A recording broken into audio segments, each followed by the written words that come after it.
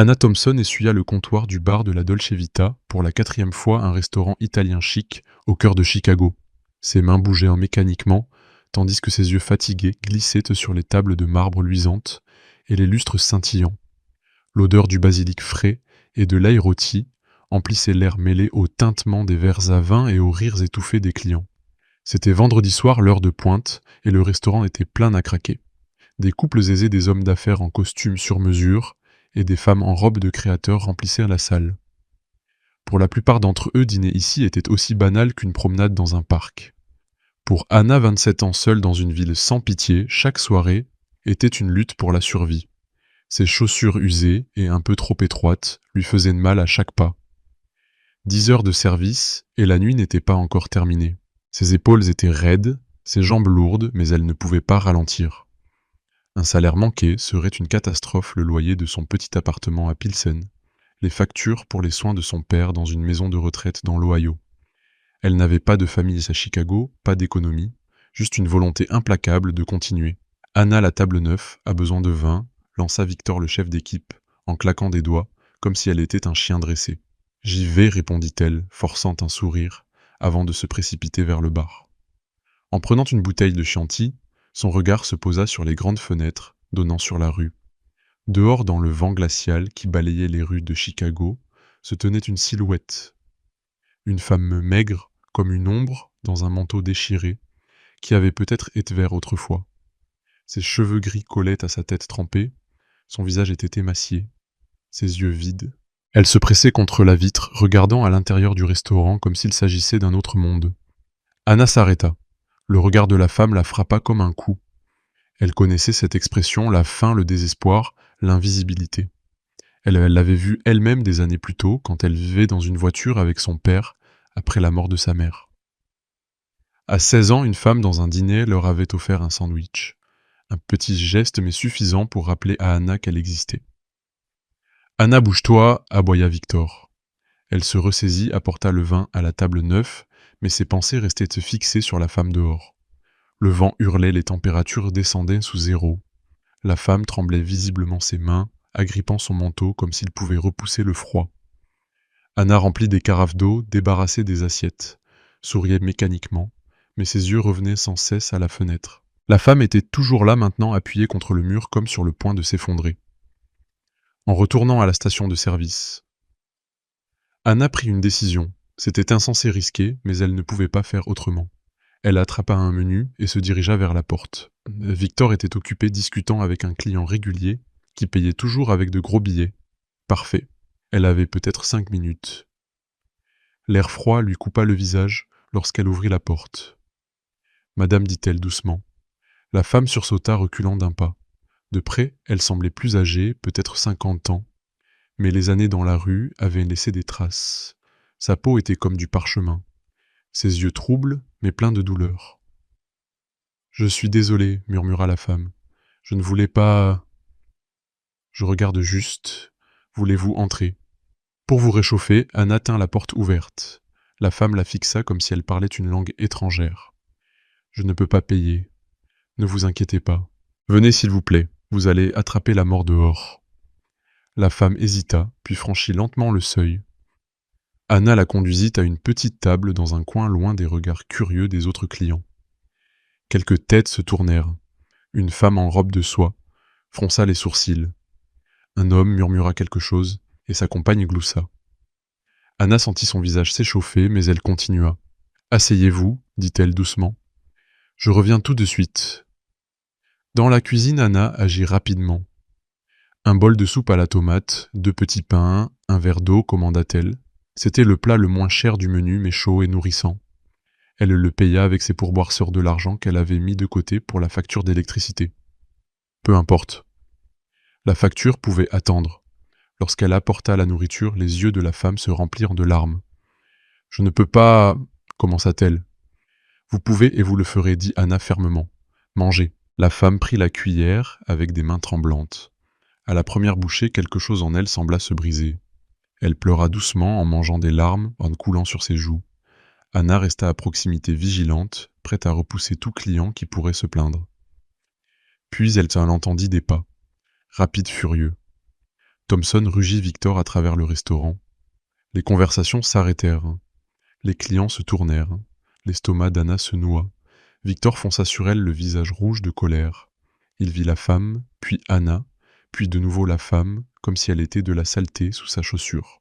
« Qu'est-ce que tu fous, bon sang » siffla-t-il. Elle avait froid, dit Anna calmement. Elle avait besoin d'aide. Tu as fait entrer une sans-abri dans mon restaurant. Sa voix monta. Tout le monde regardait maintenant. Tu sais ce que ça fait à notre image. C'est un être humain, coupa Anna. Elle avait faim. Victor attrapa le bol de soupe. La femme tressaillit, se recroquevillant. Quelque chose en Anna se brisa. Non, dit-elle sèchement. Victor cligna des yeux. Pardon, laisse-la manger. Ensuite, elle partira. T'es viré, dit Victor sa voix. Maintenant, un murmure dangereux. Donne-moi ton tablier. Le restaurant devint silencieux. Même les bruits de la cuisine semblaient s'éteindre. Anna le fixa. Elle aurait dû supplier, s'excuser. Elle avait désespérément besoin de ce travail. Mais en regardant la femme qui essayait de se faire toute petite, elle ne pouvait pas. Lentement, elle dénoua son tablier, le plia soigneusement et le posa dans la main tendue de Victor. « Tu fais une erreur, dit-il froidement. Je vais m'assurer que tous les restaurants de cette ville connaissent ton nom. Tu ne travailleras plus jamais dans ce milieu. » Anna ne répondit pas. Elle se tourna vers la femme qui pleurait à nouveau. « Finissez votre soupe, dit-elle doucement. Prenez votre temps. » Puis elle sortit dans le vent glacial de Chicago, son uniforme trempé, ses pourboires laissés derrière elle, son avenir s'effondrant. Elle ne savait pas qu'un Bentley noir s'arrêterait devant la Dolce Vita quelques heures plus tard. Elle ne savait pas que l'homme le plus dangereux de Chicago franchirait cette porte à la recherche de sa mère. Et elle ne savait absolument pas que la femme qui pleurait sur un bol de soupe allait changer sa vie pour toujours. Le vent mordait sa peau alors qu'elle marchait dans la rue. À travers la fenêtre, elle pouvait voir Victor nettoyer la table, effaçant toute trace de compassion. Mais certaines actions, une fois accomplies, ne pouvaient être défaites.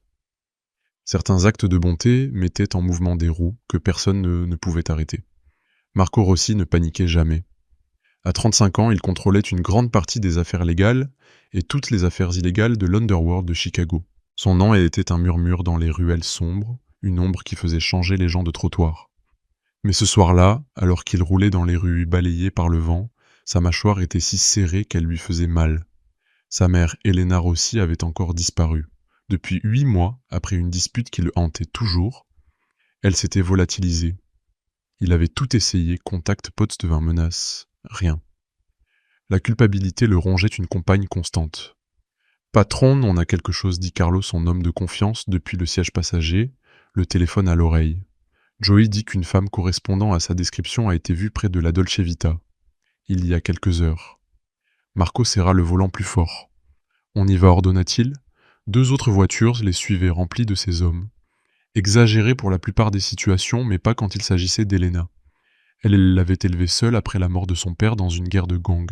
Elle avait enchaîné 3 emplois pour qu'il ait à manger. Et maintenant, elle avait choisi la rue parce qu'elle ne supportait plus sa vie, sa vraie vie. Devant le restaurant, Marco s'arrêta. Les lumières chaudes de la Dolce Vita brillaient comme un phare dans l'obscurité. Ces hommes se dispersèrent, sécurisant les entrées, surveillant les coins. Victor, le chef d'équipe, verrouillait la porte quand il vit Marco arriver. Son visage devint blême. « Monsieur Rossi, bégaya-t-il, tripotant les clés. Nous sommes fermés, mais pour vous, bien sûr. Je ne suis pas là pour manger, dit Marco, sa voix froide comme le vent. Tu as eu une femme sans abri ici ce soir. Où est-elle, Victor déglutit. À Chicago, tout le monde savait qui était Marco. Et tout le monde savait qu'il fallait répondre vite à ces questions. Il y en avait une, oui, mais elle est partie. Il y a des heures. Raconte-moi tout, ordonna Marco. Victor se lécha les lèvres. Elle était dehors à mendier ou quelque chose comme ça. Une de mes serveuses, ex-serveuses, l'a fait entrer et lui a donné à manger. J'ai réglé le problème et viré la serveuse sur le champ. Marco s'approcha. À quoi ressemblait-elle, vieilles cheveux gris sales. Peut-être folle. Vous savez comment ils sont. À quoi ressemblait-elle, répéta Marco, sa voix maintenant un murmure dangereux. Victor déglutit. Maigre peut-être 1,60 m, cheveux gris longs, yeux marrons. Elle n'a pas fait d'histoire. Elle a juste mangé de la soupe et est partie. Yeux marrons, 1,60 même, c'est tôt. Le bon âge. La poitrine de Marco se serra. Dans quelle direction est-elle partie? Je ne sais pas, peut-être vers l'ouest. Victor tremblait. Monsieur Rossi, si elle était importante, je n'avais aucune idée. Bien sûr que non, dit Marco doucement. Parce que tu ne l'as pas vue comme un être humain, juste comme un problème. Il marqua une pause. La serveuse qui l'a aidé. Comment s'appelle-t-elle? Anna Thompson, répondit Victor. Mais elle est virée. Elle a enfreint les règles. Où habite-t-elle? Je ne peux pas donner les informations des employés. Marco le fixa. 5 secondes plus tard, Victor craqua. Je vais chercher son dossier. Pendant qu'ils attendaient, Carlo toucha le bras de Marco. Patron, on a des équipes dans le coin. Si elle est dans les parages, on la trouvera. Marco hocha la tête, mais ses pensées s'emballaient. Sa mère avait été ici affamée seule, pendant qu'il était dans son loft à boire du whisky. La honte le brûlait. Victor revint avec un dossier, les mains tremblantes. Marco l'ouvrit.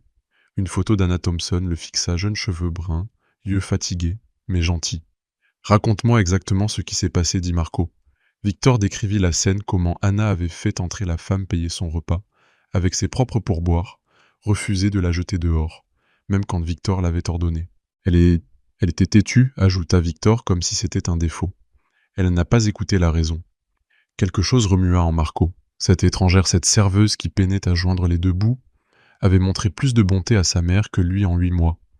Elle avait sacrifié son emploi pour quelqu'un qu'elle ne connaissait pas. La femme qui était ici, dit Marco lentement. C'était ma mère. Victor devint blanc comme un linge. Monsieur Rossi, je ne savais pas. Bien sûr que non, parce que tu n'as pas pris la peine de la voir. La voix de Marco était calme mais menaçante. Tu as viré quelqu'un qui a fait preuve de compassion. Tu vas apprendre ce que ça signifie.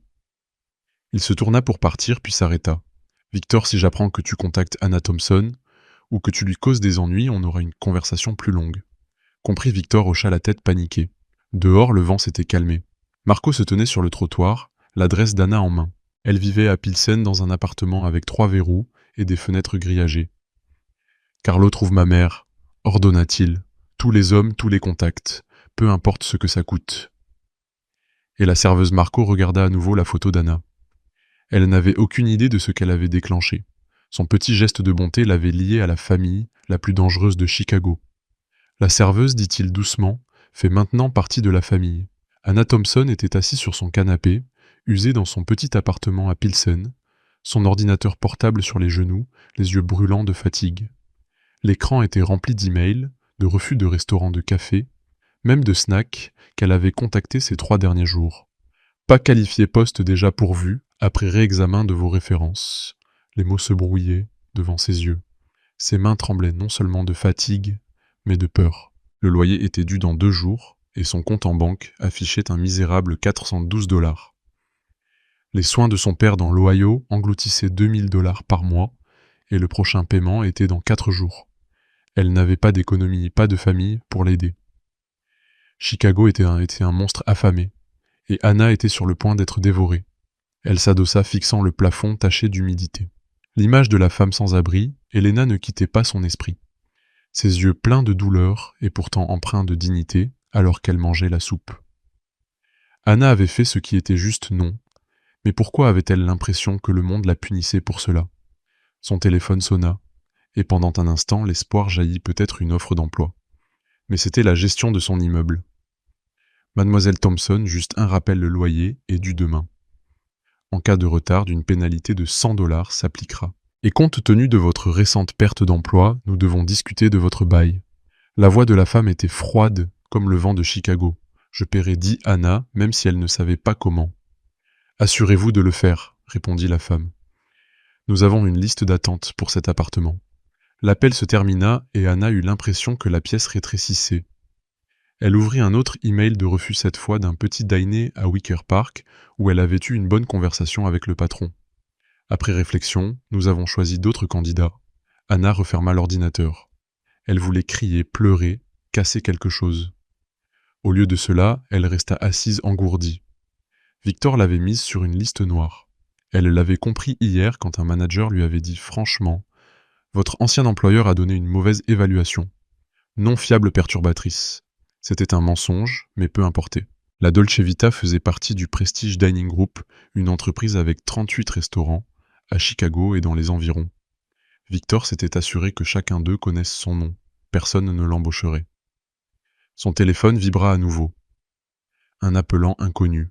Elle hésita puis décrocha. Mademoiselle Thompson. Ici Marco Rossi. La voix était calme, contrôlée, mais elle lui donna des frissons. Elle se souvenait des rumeurs entendues dans les restaurants Marco Rossi, un homme dont le nom était murmuré, dont l'influence était invisible mais omniprésente. « Que voulez-vous » demanda-t-elle, la voix plus tranchante qu'elle ne l'avait voulu. « Je veux vous remercier, dit-il. Pour ce que vous avez fait pour ma mère. » Anna déglutit. Ce n'était rien d'extraordinaire. « J'ai juste aidé. Si ça l'était, contredit-il. Et j'aimerais vous parler en personne.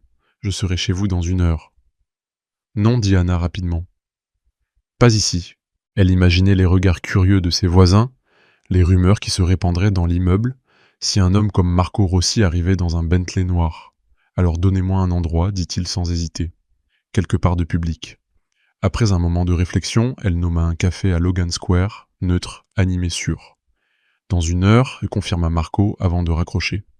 Anna fixa son téléphone. Qu'avait-elle fait?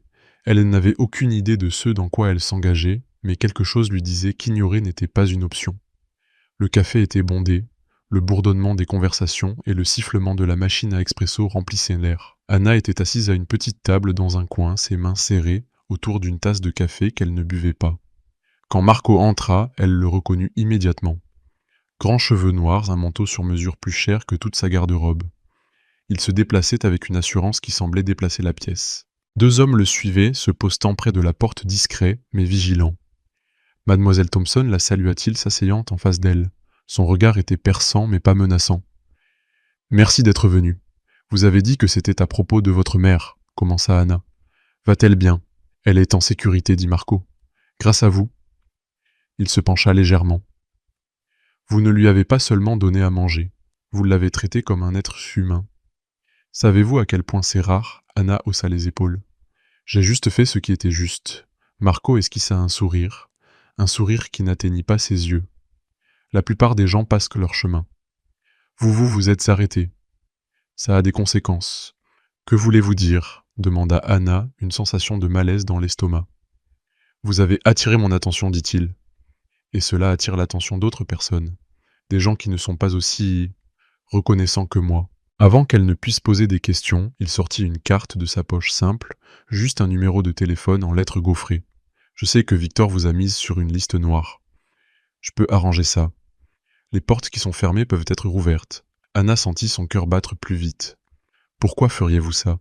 Parce que vous avez aidé ma mère? Dit-il simplement. Dans mon monde, ça veut dire quelque chose. Votre monde, répéta Anna.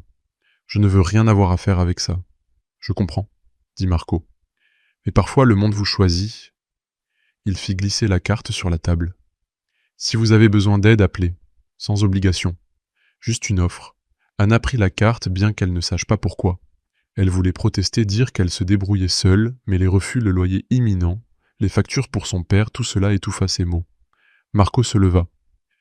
Ma mère a demandé après vous, dit-il. Elle veut vous remercier. En personne. Il partit suivi de ses hommes, laissant Anna avec la carte et un esprit rempli de questions. En rentrant chez elle, elle posa la carte sur la table basse. Elle devrait la jeter, mais quelque chose l'en empêcha. Le lendemain, la réalité revint. Encore des refus. Un café à Uptown l'avait invitée à un entretien pour ensuite annuler après un appel à la Dolce Vita. Anna comprit que ce n'était pas une coïncidence. Victor avait fait du bon travail. Elle était finie dans cette ville, du moins dans la restauration. Elle était assise dans son appartement quand un autre appel arriva. « Mademoiselle Thompson, ici l'établissement de soins de votre père. Nous vous rappelons le prochain paiement dans 4 jours. » Anna ferma les yeux. « Je sais. Je paierai. » Mais comment elle n'avait pas de réponse? Dans son désespoir, Anna décida d'aller à l'église St. Michael's à Pilsen, où elle trouvait parfois du réconfort. L'église était calme, les bancs vides, sauf pour une silhouette dans la dernière rangée. Anna se figea. C'était Elena, la femme de cette nuit-là. Elle portait des vêtements propres, un simple pull, mais ses yeux étaient reconnaissables. Vous murmura Anna. Elena se tourna et un sourire éclaira son visage. Vous êtes la jeune femme de la Dolce Vita. Anna s'assit à côté d'elle. Vous allez bien? Elena hocha la tête. Mieux grâce à vous. Je suis de retour avec mon fils. Il m'a retrouvée. Les deux femmes y parlèrent d'abord hésitantes, puis plus ouvertes.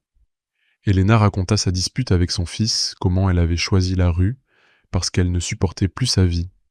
J'étais en colère, dit-elle, mais j'ai appris que le monde n'est pas si simple. Il y a de la cruauté partout, mais aussi de la bonté. Comme la vôtre. Anna sentit une boule dans sa gorge. Je n'ai donné que de la soupe. Non, contredit Helena.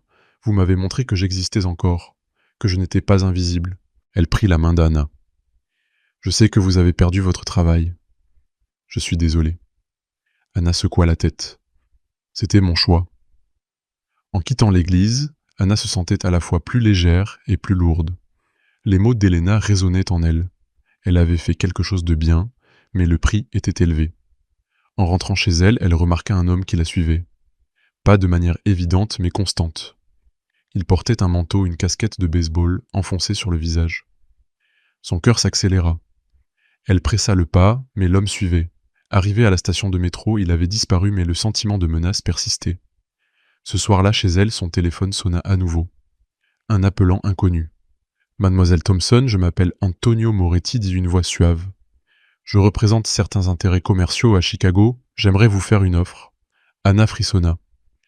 Je ne suis pas intéressé. Écoutez-moi, dit Moretti. Nous savons que Marco Rossi vous a contacté. Nous savons que vous avez aidé sa mère. Nous voulons juste des informations. Rien de dangereux. Juste ce que Marco planifie. Je ne sais rien de lui, dit Anna. Je l'ai rencontré une fois. C'est tout. Nous ne le croyons pas, dit Moretti. Il vous a rendu visite. Il s'intéresse à vous. Nous voulons savoir pourquoi. Anna raccrocha son cœur battant à tout rompre. Elle alla à la fenêtre, tira les rideaux. La carte sur la table basse semblait la fixer. Marco avait raison, son acte l'avait rendue visible, mais pas seulement pour lui. Elle était maintenant une cible. Des heures plus tard, alors qu'elle essayait de dormir, elle entendit un bruit dehors. Des pas, un murmure. Elle jeta un œil par le judas. Deux hommes se tenaient dans le couloir, parlant à voix basse.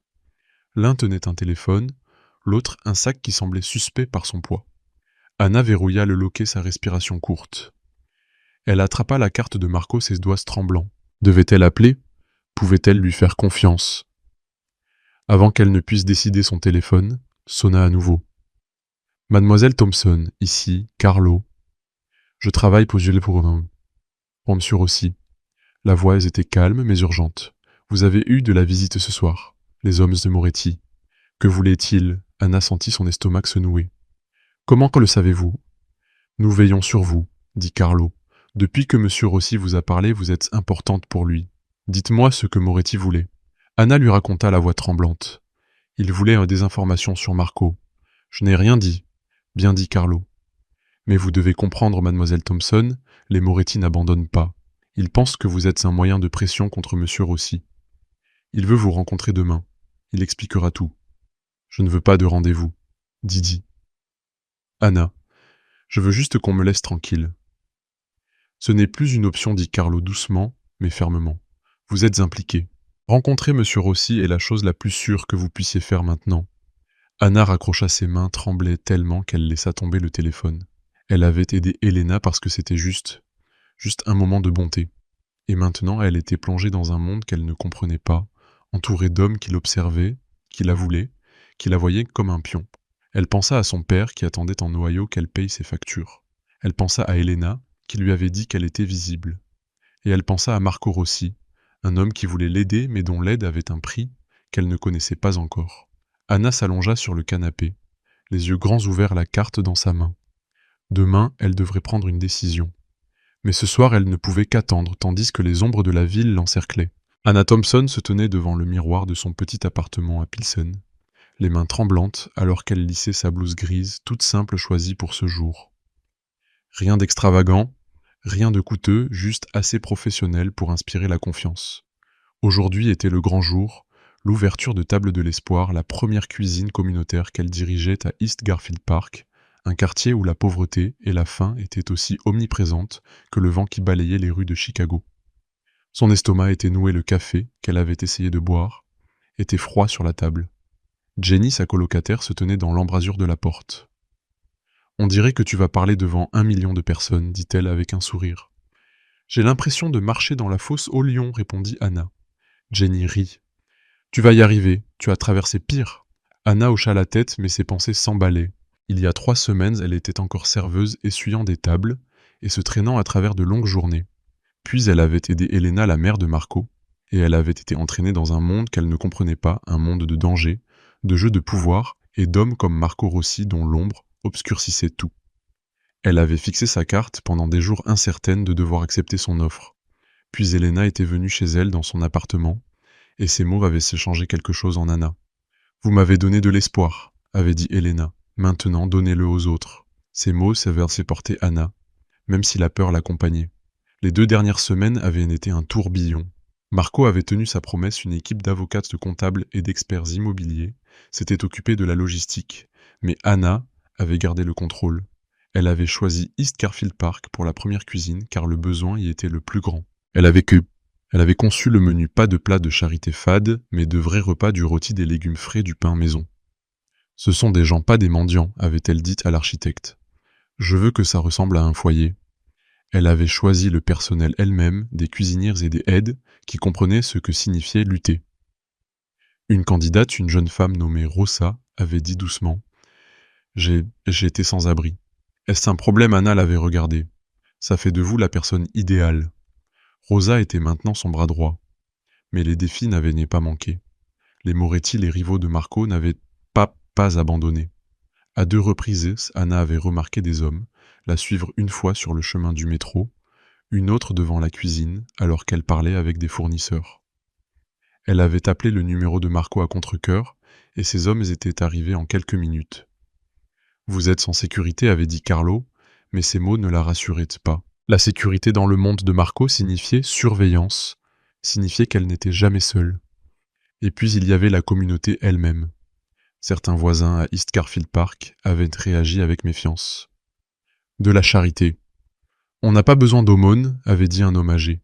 Anna l'avait écouté, puis répondu « Ce n'est pas de l'aumône, c'est un endroit où tout le monde est bienvenu. » Lentement, par des conversations dans la rue et de petits gestes comme distribuer du pain frais, elle avait gagné leur confiance. Une autre initiative qu'Anna avait introduite l'avait surprise elle-même, elle offrait des emplois, pas seulement des repas. Les gens qui franchissaient les portes de table de l'espoir pouvaient apprendre à travailler en cuisine, rédiger des CV, acquérir des compétences de base pour des emplois. « Si nous ne faisons que nourrir les gens, nous les aidons pour un jour », avait-elle expliqué à l'équipe. « Si nous leur donnons des compétences, nous leur donnons un avenir. » Rosa, l'ancienne sans-abri, fut la première à s'inscrire. Elle apprenait à gérer la comptabilité de la cuisine, et ses yeux brillaient quand elle parlait d'ouvrir un jour sa propre boulangerie. Elena venait souvent, aidait en cuisine, parlait avec les clients. Leur lien avec Anna grandissait, une amitié née d'une soirée froide et d'un bol de soupe. « Tu fais ça mieux que je ne l'aurais jamais imaginé », avait dit Elena hier, alors qu'elle remplissait des assiettes ensemble. « Je fais des erreurs », avait répondu Anna. « Ce ne sont pas des erreurs », avait dit Elena. « C'est être humain. » Ces mots portaient Anna à travers les nuits où elle restait éveillée, doutant de sa capacité à mener cette tâche. Maintenant, le matin de l'ouverture, Anna se tenait devant la cuisine à East Garfield Park. La rue était animée, voisins journalistes, quelques politiciens locaux avec des caméras. Quelqu'un avait accroché des guirlandes lumineuses, un autre avait déposé des fleurs devant la porte. Le bâtiment lui-même était magnifique, des briques chaudes, de grandes fenêtres, laissant voir la cuisine étincelante. Une pancarte peinte à la main, au-dessus de l'entrée, proclamait « Table de l'espoir où chacun a sa place ». Anna entra son équipe, 12 personnes qu'elle avait choisies, elle-même préparait les derniers détails. L'odeur du pain frais et de la soupe consistante emplissait l'air. Tout était prêt. Anna appela Elena rayonnante, dans une robe bleue simple. Elle serra Anna dans ses bras. « Aujourd'hui c'est ton jour. »« Je suis tellement nerveuse, » admit Anna. « Tant mieux, dit Elena. Ça montre que c'est important pour toi. » Elle conduisit Anna à l'arrière dans un petit bureau où Marco se tenait regardant des photos sur les murs, des images de personnes ayant mangé pendant la phase de test et visages souriants, au-dessus d'assiettes, la dignité rendue avec chaque repas. « Tu as créé ça, dit Marco doucement. Quelque chose qui compte vraiment. Tu l'as financé, répondit Anna. L'argent c'est facile, dit-il. La vision c'est rare. Il se tourna vers elle. Prête pour le cirque dehors, non, dit Anna. Mais je le fais quand même. Il sourit un sourire rare et sincère. Ma mère est fière de toi. Moi aussi. La cérémonie commença sur le trottoir. Une petite estrade était installée, un ruban rouge, tendu devant l'entrée. Anna se tenait entre Marco et Elena face à une foule de caméras de voisins et de personnes qu'elle reconnaissait de la phase de test, des sans-abri, des chômeurs, des gens qui se tenaient timidement à l'arrière, comme s'ils n'osaient pas croire que c'était pour eux. Un conseiller municipal parla en premier, débitant des discours sur les projets communautaires et les partenariats, des mots qui signifiaient un peu pour Anna. Puis Marco prit le micro. La foule se tut immédiatement. Sa présence était comme un orage inévitable, puissante. Il y a 3 semaines, commença Marco, sa voix claire et forte. Quelqu'un dans cette ville a fait quelque chose de simple, quelque chose qui devrait être ordinaire, mais qui est devenu extraordinaire. Elle a nourri une femme affamée, lui a donné de la soupe et du pain, et plus important encore, de la dignité. Il regarda Anna, et les flashs des caméras crépitèrent. Cette femme était ma mère, et la personne qui l'a aidée était Anna Thompson. La foule murmura, les reporters se penchèrent en avant. Marco Rossi, un homme aux connexions murmurées avec le monde souterrain, parlait publiquement de quelque chose de personnel. Anna ne savait pas qui était ma mère, poursuivit-il. Elle ne savait pas que son aide lui coûterait son emploi et ses revenus, sa sécurité. Elle a aidé parce que c'était juste, parce que quelqu'un souffrait, et elle ne pouvait pas détourner le regard. Il désigna le bâtiment derrière eux. Table de l'espoir existe à cause de ce moment. Parce qu'Anna a prouvé que la bonté compte encore dans cette ville, que voir les gens, vraiment les voir, peut tout changer. Il recula, et Anna prit le micro, ses mains tremblantes. Elle regarda les visages devant elle, voisin, un reporter, mais surtout les gens à l'arrière, ceux qu'elle connaissait, qui avaient mangé pendant la phase de test. « Je ne suis qu'une serveuse », commença-t-elle simplement. « Je n'ai pas préparé de grands discours. Mais je sais ce que c'est que de lutter, de s'inquiéter pour le loyer et les factures, de se demander si on va s'en sortir le mois prochain. » Elle déglutit, trouvant le regard d'Elena dans la foule. « Et je sais ce que c'est que d'être invisible. Table de l'espoir n'est pas une œuvre de charité. C'est une communauté. Toute personne qui passe ses portes sera traitée avec respect, nourrie, avec soin, vue comme un être humain qui compte. » Sa voix devint plus ferme. « C'est ce que méritait la femme il y a 3 semaines quand je lui ai donné de la soupe. C'est ce que chacun mérite chaque jour. » Elle sourit bien que des larmes brûlaient entre ses yeux. « Venez manger avec nous. Parlez avec nous. Faites partie de quelque chose qui dit que dans cette ville, nous sommes encore là, les uns pour les autres. » Les applaudissements furent assourdissants. Elena tendit des ciseaux à Anna, et ensemble avec Marco, ils coupèrent le ruban. Les portes s'ouvrirent, et les gens affluèrent à l'intérieur. Les reporters suivirent les caméras, bourdonnaient. Mais Anna remarqua les gens à l'arrière, ceux qui entraient timidement, comme s'ils ne pouvaient pas croire que c'était pour eux. Elle s'approcha d'une femme âgée qu'elle reconnaissait de la phase de test. « Bienvenue à table de l'espoir, dit-elle. Voulez-vous déjeuner ?» La femme hocha la tête, les yeux humides. « Vraiment pour moi, vraiment ?» dit Anna, la guidant à l'intérieur. Pendant que l'équipe servait, que les reporters interviewaient Elena, que Marco observait depuis un coin, Anna ressentit une chaleur qui surpassait la peur. Elle avait perdu son emploi pour un bol de soupe, tout risqué pour une femme inconnue. Mais cette soupe l'avait menée ici, dans un endroit où des centaines de personnes étaient nourries, où la dignité était servie avec chaque assiette. Elle regarda Elena, qui lui sourit un merci silencieux.